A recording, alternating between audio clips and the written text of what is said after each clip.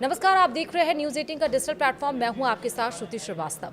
वैसे तो देश की अर्थव्यवस्था कई सारी चीज़ों से डिफाइन होती है, लेकिन इस समय अर्थव्यवस्था में उथल पुथल जिसने मचाया है वो है पेट्रोल डीजल की प्राइस ने।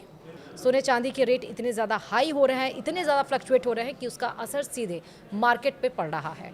मार्केट में था कि फिर अगर हम एक साल तक गोल्ड और सिल्वर नहीं खरीदते हैं, सोना चांदी, तो फिर मार्केट का क्या होगा? मार्केट भी तो क्रैश होगी।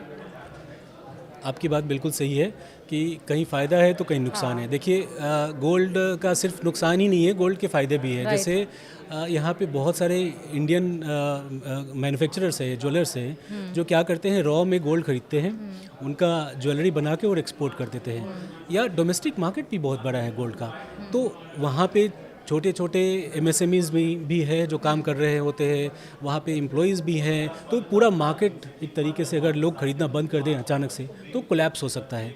लेकिन मुझे ऐसा लगता है कि गवर्नमेंट ने जो अपील करी है तो इससे लोग नॉन एसेंशियल जो खरीदना बंद कर देंगे और थोड़ा सा फ़र्क तो पड़ेगा, लेकिन इसका जो ओवरऑल बेनिफिट है वो फॉरेन एक्सचेंज पे पड़ेगा, वो ज़्यादा बेनिफिट है। गोल्ड को हम एक तरीके से नॉन प्रोडक्टिव एसेट मानते हैं।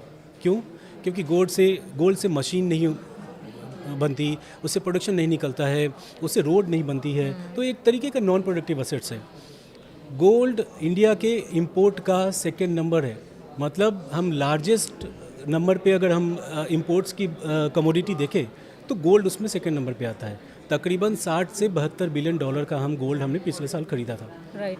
अब ऐसे में ये 72 बिलियन, आप सोचिए कि इसका कितना इम्पैक्ट है फॉरेन एक्सचेंज पे, ये छोटी फिगर नहीं है। हाँ। तो अगर हम एक साल के लिए इसको डिफर कर दें, या हम नॉन एसेंशियल नहीं कह रहे हैं, हम नॉन एसेंशियल को हम नहीं खरीदें और हम कुछ दिन तक डिफर करें, तो अपने इसमें रूपी को सपोर्ट मिलेगा, फॉरेन एक्सचेंज को बेनिफिट होगा, इससे मैनेजमेंट को बेनिफिट होगा, और जो करेंट अकाउंट डेफिसिट है उसको हमें कम करने में मदद मिलेगा।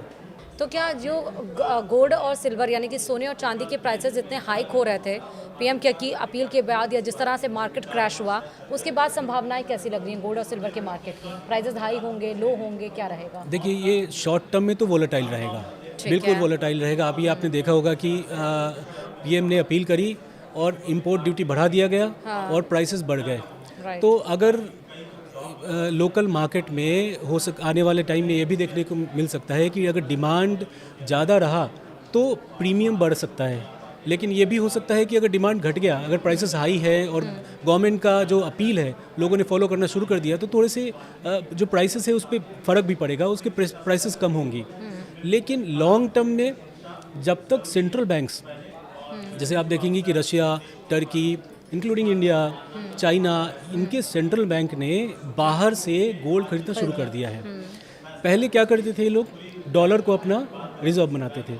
अब जब से आरबीआई का 300 बिलियन जो फॉरेक्स है वो फ्रीज कर दिया यूरोप ने, तब से सबको लगा, इंक्लूडिंग इंडिया को भी, सबको लग रहा है कि भाई डॉलर में दूसरे देश की लायबिलिटी है ना, वहाँ पे उनका कंट्रोल है।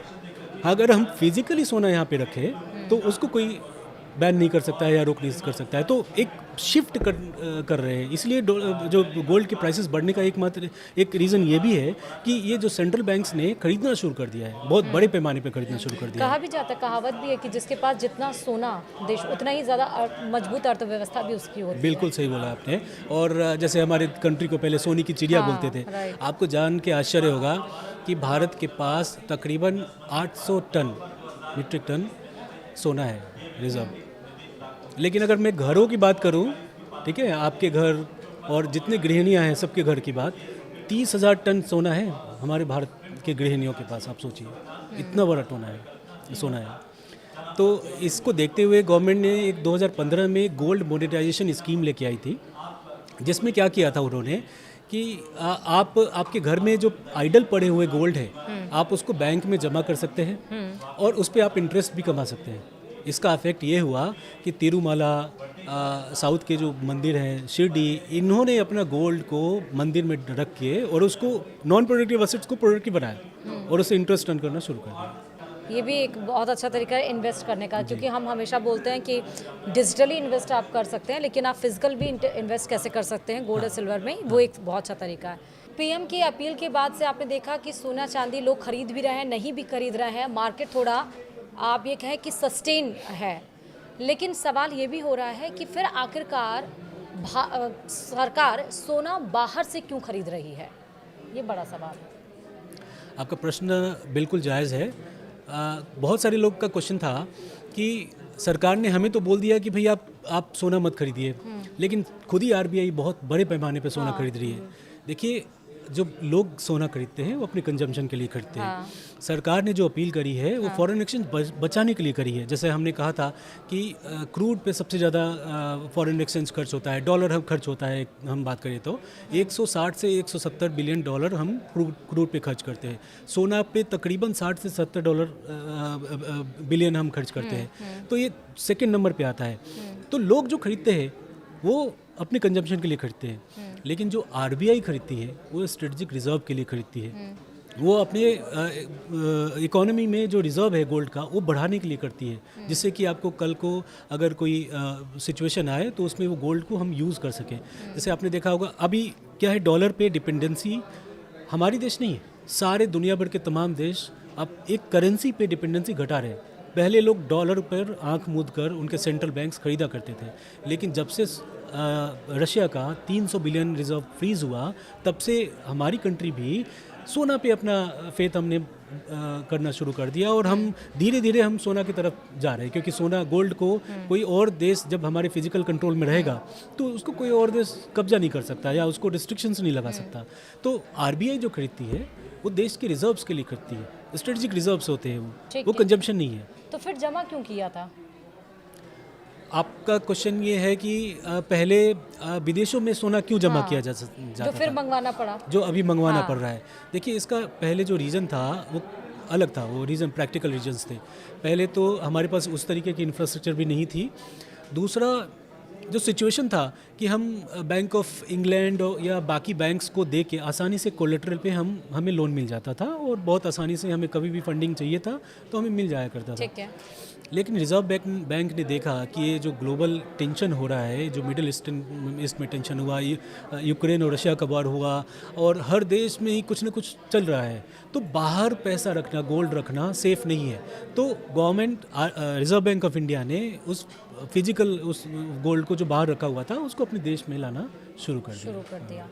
अब सवाल ये भी उठ रहा है, जैसा अभी आपने जिक्र भी किया था पॉडकास्ट में, कि साउथ के लोग जो भी गृहिणियाँ थी उन्होंने अपने सोने चांदी को मंदिरों में इन्वेस्ट कर दिया था, तो क्या मंदिरों को दान दे दिया था। हाँ। तो क्या सिचुएशन ऐसी आ सकती है कि सरकार मंदिरों से के सोने चांदी को भी यूएसए कर लेगी? आपका एक क्वेश्चन बहुत जायज़ है, और बहुत सारे ऐसे लोग सोचते हैं कि मंदिर अगर देश में अगर कुछ ऐसे ज़रूरत पड़ी तो सरकार मंदिरों का सोना निकाल के और अपने पास रख सकती है, लेकिन ऐसा करना मुश्किल नहीं, नामुमकिन है। क्यों? क्योंकि मंदिरों की जो प्रॉपर्टी होती है वो ट्रस्ट की प्रॉपर्टी होती है, और ट्रस्ट एक सेपरेट एंटिटी है। आप ट्रस्ट का पैसा आप बिना किसी लॉ का अपने पास नहीं ला सकते, तो सरकार नहीं ले सकती। हाँ, ये वॉलंटरली हो सकता है। जैसे मैंने आपको बताया था कि एक गोल्ड मोनेटाइजेशन स्कीम आई थी 2015 में, उसमें ये था कि आप अपना गोल्ड को बैंक में जमा करके और उस पर आप इंटरेस्ट भी ले सकते हैं। तो बहुत सारे मंदिरों ने किया भी, जैसे शिरडी, तिरुमाला, तिरुपति, ऐसे मंदिर ने किया। तो ऐसा किया जा सकता है, बट वॉलंटरी हो सकता है, सरकार इनसे छीन नहीं सकती है। फिलहाल हमारे साथ जुड़ने के लिए इस पॉडकास्ट में रंजीत जी बहुत बहुत शुक्रिया। धन्यवाद। इस पॉडकास्ट बहुत ज़्यादा इंपॉर्टेंट है, इसलिए इसको देखिए भी और इसको शेयर भी ज़रूर करिए। इस पॉडकास्ट में इतना ही। देखते रहिए न्यूज़ 18। नमस्कार।